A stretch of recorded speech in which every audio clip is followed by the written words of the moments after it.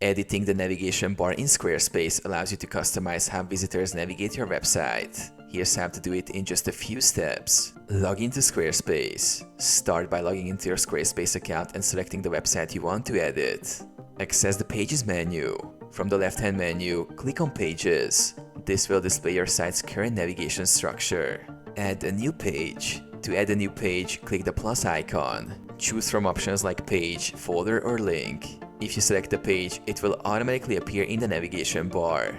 Reorder pages. To rearrange pages, simply drag and drop them into your desired order within the navigation list. Edit page settings. Click the gear icon next to any page to access its settings. Here, you can change the page title, URL slug, and visibility settings. Enable or disable navigation. You can also hide pages from the navigation bar by toggling the Show in Navigation option off. Save changes. After making adjustments, ensure to save your changes. Your updated navigation bar will now reflect these changes on your website.